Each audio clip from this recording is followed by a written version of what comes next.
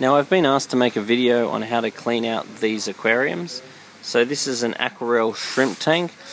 It's a wonderful little aquarium, very popularly kept for fish. So assuming that you have this aquarium set up, you're going to have some gravel in the bottom, you're going to have like a little ornament or some plants or something like that in the aquarium. They do have a heater, so you can have tropical fish in here.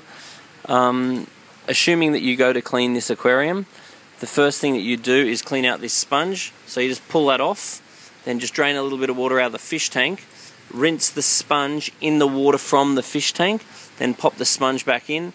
We're not wanting the sponge to be really clean because it should be full of all this good bacteria that's going to break down the waste from your fish. So you're just trying to clean the sponge to get the crap off it so the water can easily pass through it. We're then going to clean the glass. The best way to clean the glass is use a little piece of polyfilter, and the polyfilter will actually collect the algae off the glass and be able to remove it from the aquarium. And the only reason why you'd need to clean your glass is if you don't have enough catfish. If you have bristlenose catfish and things, they should do a good job and you shouldn't need to clean the glass yourself. Then I would use a gravel siphon, which is basically a thick tube connected to a thin tube, to just suck a bit of the water out, and you can go all around the bottom and actually remove all the crap from the gravel as you're doing a water change. And I'm only going to want to change a very small amount of water into a bucket. Then I'll throw that water away once I've used the water to actually clean the sponge. Then I will fill up the bucket to the same level, and I will put in a squirt of water ager to get rid of the chlorine and chloramone. I'll put in the required quantity of KH powder, and that's going to set the pH and KH. And I will put in a little bit of aquarium salt, which is just going to increase the immune system of the fish.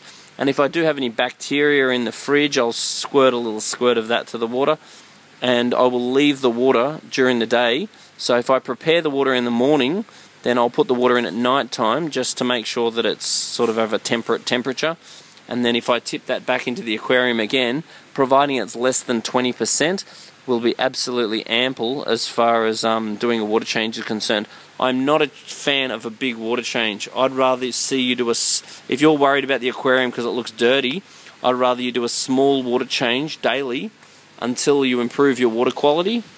And once again, knowing where your water quality is at is the key. So either bringing a sample of water down to us at Majestic Aquariums or your local store, or getting your own tests are worth considering. pH and KH are by far the most important. GH is worth considering you are adding salts, and ammonium nitrite is obviously important. So we can do those tests very quickly and efficiently for you. Make sure you don't have your light on for too long.